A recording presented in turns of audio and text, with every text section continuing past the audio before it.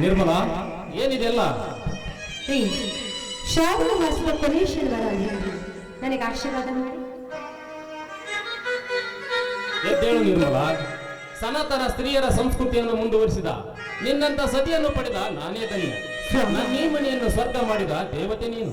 ಸ್ವಾಮಿ, ಪತಿಯ ಸ್ಥಿತಿಗತಿಗಳನ್ನು ಅರಿತುಕೊಂಡು ನಡೆಯಬೇಕಾಗಿತ್ತು ಹೆಣ್ಣಿನ ಧರ್ಮ ಅಲ್ಲ.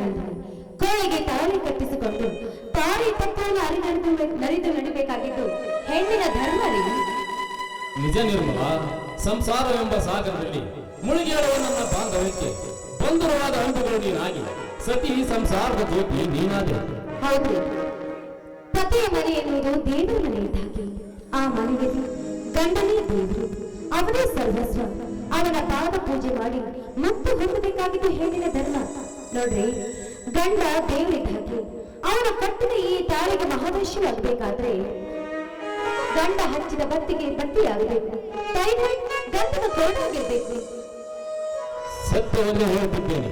ತಾಳಿ ಕಟ್ಟಿದ ಪತಿಯನ್ನೇ ತಿರಸ್ಕರಿಸಿ ತನ್ನ ಬಾಳಸುಖಕ್ಕಾಗಿ ಮೈಮನವನ್ನು ಮಾಡಿಕೊಳ್ಳುವ ಈ ಸಮಾಜದಲ್ಲಿ ನೀನು ಪತಿಯ ಮಾತನ್ನು ಪಾಲಿಸುತ್ತಾ ಸತಿ ಧರ್ಮವನ್ನು ಉಳಿಸಿಕೊಂಡು ಯಾರು ಬೆರಳಿಟ್ಟು ತೋರಿಸಿದ ಹಾಗೆ ನಡೆದುಕೊಂಡು ಪತಿವ್ರತ ಪರೀಕ್ಷೆಯಲ್ಲಿ ಪಾಸ್ ಆದ ಬಿಟ್ಟೆಂದರು ನೀನು.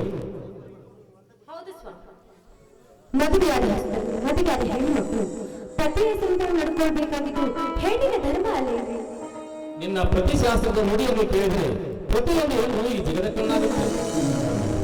ಈ ಸಂತೋಷಕ್ಕಾಗಿ ಒಂದು ಪದ ಹಾಡು.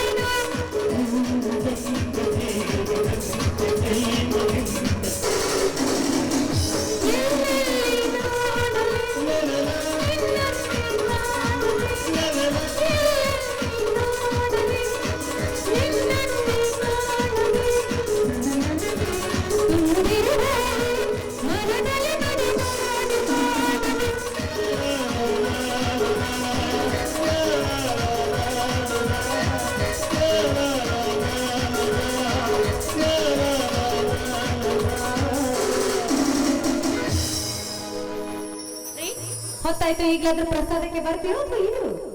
ಇಲ್ಲ ನಿರ್ಮಲಾ, ಇಂದು ನಿನ್ನ ಮೈದನ ಪೊಲೀಸನಾಗಿ ಊರಿಗೆ ಬರ್ತಾ ಇದ್ದಾನೆ. ನಾನು ಅವನನ್ನು ಭೇಟಿಯಾಗಲು ಹೋಗ್ತಾ ಇದ್ದೀನಿ. ಹಾ ನಿರ್ಮಲಾ, ಅವನು ಮನೆಗೆ ಬಂದ ನಂತರ ಮೊದಲು ನೀನೇ ಆರತಿ ಮಾಡಬೇಕು. ಹಾಗೆ ಆಗಲಿ ಮಗು ಹುಷಾರಿ. ಸರಿ, ನಾ ಬರ್ತೀನಿ. ನೀವು ಬೇಗ ಬನ್ನಿ. ನಿರ್ಮಲಾ, ಹೇಳೋದು ಬರ್ತಿದ್ದೆ, ನನ್ನ ತಮ್ಮ ಸತ್ಯವಂತ ಬಂದ್ರೆ ಊಟ ಮಾಡಿಸು.